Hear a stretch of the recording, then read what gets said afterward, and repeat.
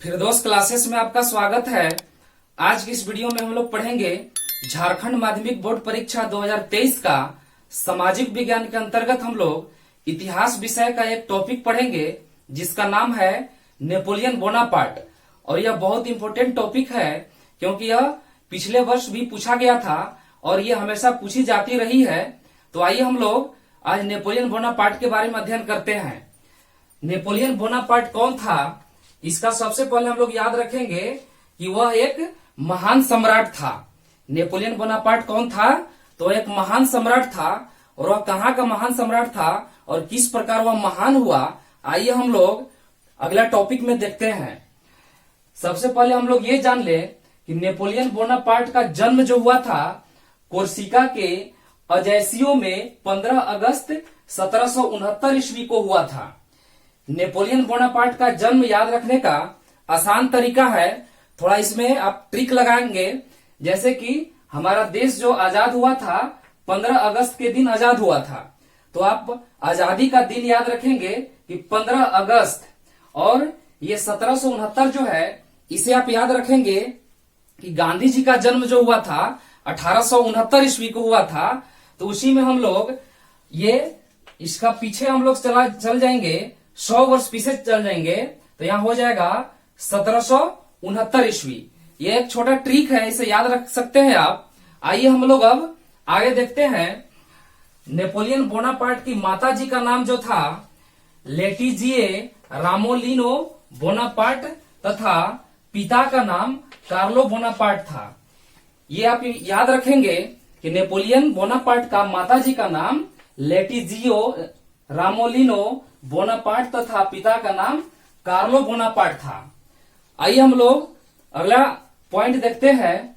1801 में पोप के साथ समझौता किया था नेपोलियन बोनापार्ट ने, और इस समझौते को कौन कार्डेट के नाम से जाना जाता है, इसे याद रखेंगे। बहुत इंपॉर्टेंट ये है लाइन है कि पोप के साथ जो 1801 ईस्वी में नेपोलियन ने समझौता किया था, जिसको कौन कार्डेट के नाम से हम लोग जानते हैं।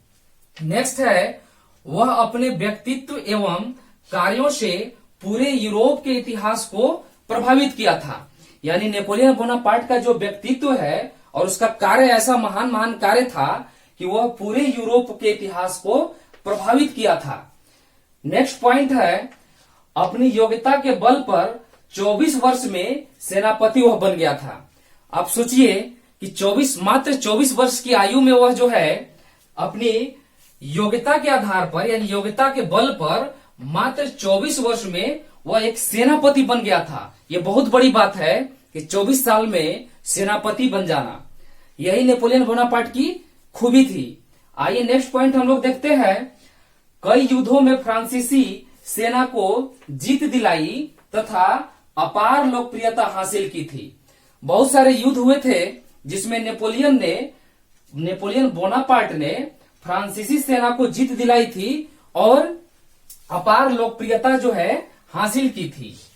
नेक्स्ट पॉइंट है, फिर उसने पीछे मुड़कर नहीं देखा और फ्रांस का शासक 1804 ईस्वी में बन गया।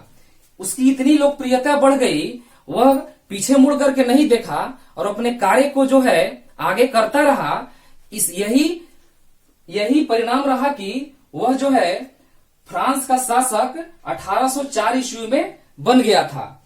नेक्स्ट पॉइंट है, नेपोलियन बोनापार्ट जो है अपनी पत्नी जोजेफाइन को तलाक दे दिए थे और तलाक दे करके ऑस्ट्रिया की राजकुमारी मोरिया लुइसा से विवाह किए थे।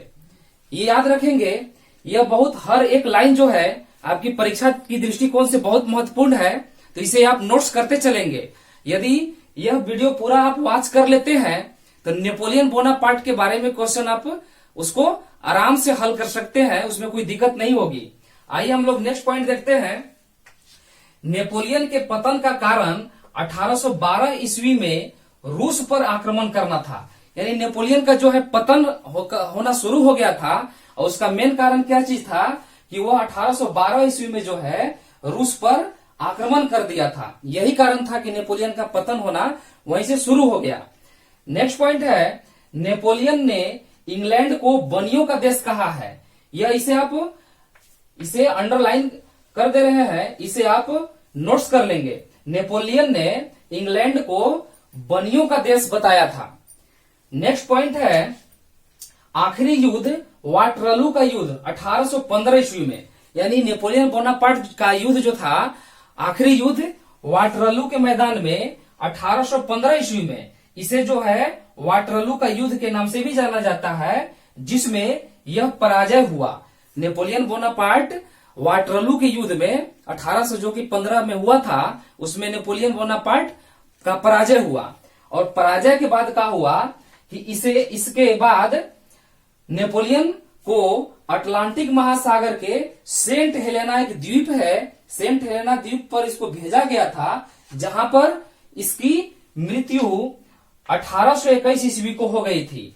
यानी नेपोलियन बोनापार्ट की मृत्यु जो हुई, यह सेंट हेलेना जहां पर इसे निर्वासित किया गया था, वहीं पर इसका मृत्यु जो है 1821 ईस्वी को हो गई थी। उम्मीद करता हूं कि यह वीडियो आपको पसंद आया होगा। अगले वीडियो में हम लोग एक नए टॉपिक के साथ मिलेंगे। तब तक के लिए आप अपना ख्याल रखें और अपना पढ़ाई जारी रखें। धन्यवाद।